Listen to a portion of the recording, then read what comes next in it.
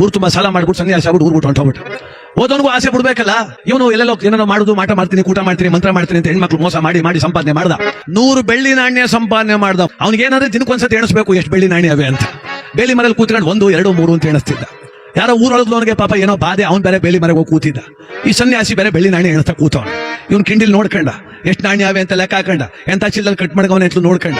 ಸನ್ಯಾಸಿ ರೋಡಲ್ಲಿ ಬತ್ತಿದ್ದ, ಓಡೋದೆ, ಅಪ್ಪ ನಿನ್ನ ಪಾದ್ವೆ ಗತಿ ಅಂತ ಅಪ್ಪ ಬಿದ್ದೋಗ್ಬಿಟ್ಟು. ಏನೋ ಅಂದ ಅವನು, ಅಪ್ಪ ಇವತ್ತು ವಾರ ಚೆನ್ನಾಗದೆ, ಯಾರು ಗುರುಗಳ ಮನೆ ಕರ್ಕೋಬೇಕು ಅಂತ ಅನ್ಕೊಂಡಿದ್ದೆ, ಸದ್ಯ ನೀ ಬಂದಲ್ಲ, ನಮ್ಮ ಮನೆಗೆ ಬಾಪ ಪಾದ ಪೂಜೆ ಮಾಡ್ತೀನಿ ಅಂದ. ಇಲ್ಲ ಕಣಪ್ಪ ನಾ ಅರ್ಜೆಂಟ್ ಸಾತ್ನೂರ್ಗೆ ಹೋಗ್ಬೇಕು ಅಂತ. ಅಯ್ಯೋ ಹಂಗನ್ಬೇಡ ಕಣಪ್ಪ, ಬಡವನ ಕೈ ಬಿಡ್ಬೇಡ, ನಿನ್ನ ಮುಖ ನೋಡಿದ್ರೆ ಪರಮೇಶ್ವರ್ ನೋಡ್ದಂಗೆ ಆಯ್ತಾ ಇದೆ, ನೀವು ನಮ್ಮ ಮನೆ ಬಂದು ಪಾದ ಪೂಜೆ ಮಾಡಿಸ್ಕೊಬಿಟ್ರೆ 1 ಬೆಳ್ಳಿ ನಾಣ್ಯ ಕೊಡ್ತೀನಿ ಅಂದ.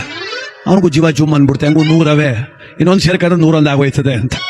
ಇವನು ಗುರುಗಳ ಕರ್ಕ ಬಂದ. ಗುರುಗಳೇ ಪಾದ ಪೂಜನೆ ಮಾಡಿದ್ರು ಗಂಡ ಹೆಂಡತಿಬ್ರು ಭಕ್ತಿಯಿಂದ. ಗುರುವಿನ ಭಜನೆಯ ಮಾಡೋಣ, ಸುಜನಾರೆಲ್ಲರೂ ಸೇರೋಣ, ಗಡಿಬಿಡಿ ಸಂಸಾರ ದೂಡೋಣ, ನಿಜವಾದ ಮುಕ್ತಿಯ ಪಡೆಯೋಣ, ನಿಜವಾದ ಮುಕ್ತಿಯ ಪಡೆಯೋಣ.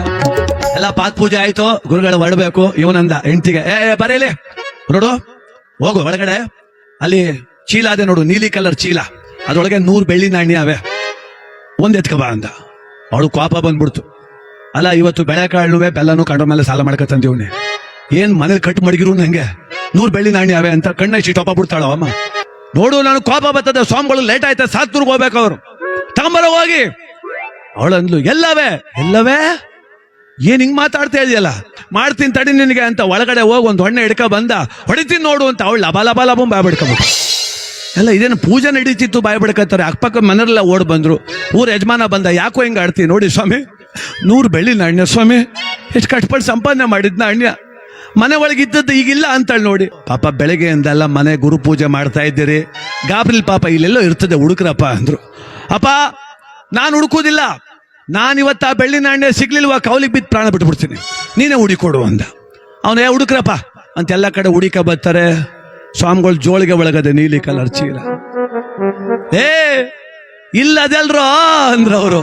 ಅಯ್ಯೋ ಸದ್ಯ ನಮ್ ಗುರುಗಳ ಕೃಪೆ ಏನ್ ಸಿಕ್ಬಿಡ್ತಪ್ಪ, ನಮ್ ಗುರುಗಳ ಪಾದ ಮಡಗೋದಕ್ಕೆ ಪುಣ್ಯ ಕಣಪ್ಪ, ಅದಕ್ಕೆ ಚೀಲ ಸಿಕ್ಕದೆ ಅಂತ. ಸ್ವಾಮಿಗಳು ಅನ್ಕೊಂಡು ಹೊಡ್ಕೊಬಿಟ್ನಲ್ಲ ಇವನ್ ಮನೆ ಒಳಗ.